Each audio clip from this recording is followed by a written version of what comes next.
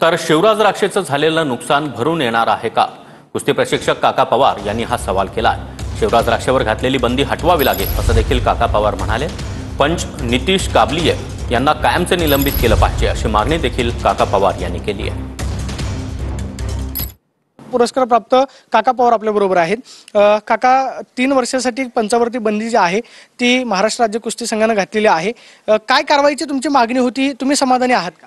नाही, समाधानी नाही। त्याच्यावर एक अन्याय, त्या कुस्तीच्या ह्याच्यामध्ये अन्याय कसं त्या पोरांनी ढाक मारले होते, म्हणजे तो जिंकून बी न जिंकल्यागत हारला तरी बी ही अशी परिस्थिती निर्मिती केली। त्या पंचाला कायमस्वरूपी घरी बसवलं पाहिजे। आता ते शिवराज राक्षसचं किंवा पृथ्वीराजचं दोन्ही पैलवान आपलेच आहेत, ते काही लोकांचे नाहीत, ते काही बाहेरच्या देशातले आले तर आपल्या इथे खेळत असं नाही। दोन्ही कॉम्पिटिशन आहे, भावाला भाऊ सुद्धा विरोधात खेळू शकतो।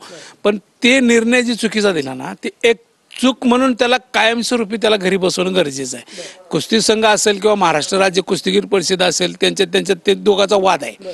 त्या वादामध्ये पैलवानांनी काय पडायची गरज नाही। पैलवान कुठेही खेळू शकतो। पैलवानांच्या त्या घरच्यांनी इतकं खायला घातलेलं असते, काही संघ देत नाही, हा संघ देत नाही खायला त्यांना।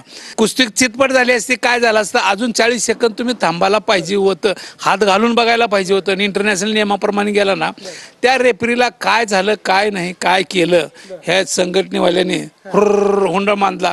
त्याच्यामुळं काही जणाला स्वतःला सुद्धा, बऱ्याच जणांना बिचाऱ्याला नसताना सुद्धा त्यांना काहीतरी वाईट शब्द बोलले लोकांनी।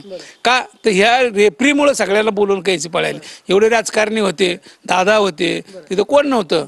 महाराष्ट्र राज्याचे उपमुख्यमंत्री होते, क्रीडा मंत्री होते, सगळ्यांना दिसून येलं ना। कुस्तीचं दिसल्यामुळे काय झालं की हे अन्याय झाला, म्हणजे अन्याय होणारा नव्हता अन्याय। तुम्ही थोडं टाइम थांबला असताना तर कुस्ती चितवण झाली असती। कॅमेरा पर्सन विशाल इनपुरेशन, मी प्रदीप कापसे, TV9 मराठी, पुणे।